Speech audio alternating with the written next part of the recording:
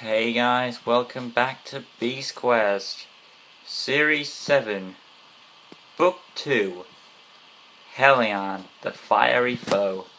And like many books, this beast has a name that's hard to pronounce, so like when I did Epos, I called him Epos because I thought it was a boy, but it's really a girl. So in my review you'll hear that saying, and it's really called Epos, so there's that. But I'm pronouncing his name as Hellion because two L's, and if you don't pronounce it that, you can call him Hellion, but I don't pronounce him that because of the two L's, so Hellion it is. So Tom and friends successfully beat Convol and are thanked by the villagers, even the boy for giving with the cloak, being thanked for the cloaks, and that changed when they learnt that the next beast was in the Forest of Doom, when they encountered stone terrain which was blocking their path in front of them.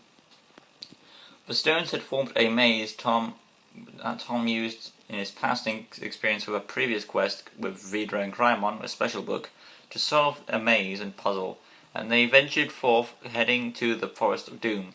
On the there is one plot hole here.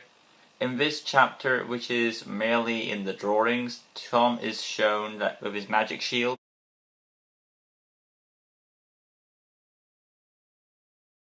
which I've seen for this book, but Tom really shouldn't have that, so that's a thing.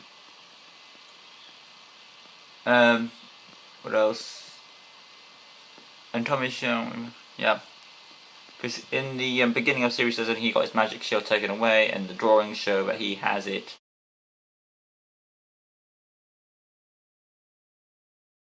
Which is a bit confusing there. Anyway, Tom and Eleanor face off against a stag and feel sorry for the creature, confused and lost by the raging fire. After losing him off, and Tom and Eleanor use water to soak up from the beast. If he'll use it on them, and also going to Eleanor's past, we discover how her deceased parents died in some sort of fire accident. And another plot hole here: a book ago it said that Malwell controls Stevania's waters, but Tom and Eleanor bathed in the Forest of Doom lakes and were fine. So anyway, the group head off to, so there's two plot holes in this book right now. But moving along, Tom and friends encounter a large fireball which they took cover in a redwood tree, which was immune to the fire, to protect Storm and Silver. After meeting the next beast, Hellion, thanks to Tom's red jewel, they tried to fight him off, but it was no good. Eventually, Hellion caught his attention to their animal companions, and Eleanor was worried they'd share the same fate as her parents, but luckily they didn't, as they escaped in time. But this gave Tom an idea, but a risky one, to use his animal friends as bait. Tom explained the plan to Eleanor, who took it rather calmly, and after more dodging and evading, Tom dismounted and decided to taking a risk to lure Storm to Hellion over towards the lakes. So take Storm and lead Hellion to the lakes. After some alluring, they managed to get Hellion on the jetty, and it collapsed, weakening Hellion tremendously, but also Storm still had the saddle on him which was weighing him down, and Tom tried to rescue, but it was pulling him down as well. Tom and Storm managed to get out of it, dodge weak fireball from Hellion, but hit Storm's mane. Tom saw a net in the lake, goes to get it, and after some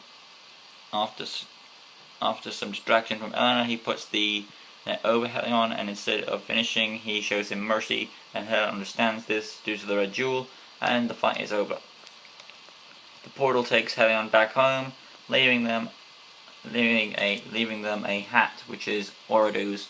Oridu shows up, of course, and he claims the next beast with one word. Well, he doesn't say what the next beast, he just says one word, Crastor, and they assume that's the beast next they're gonna fight.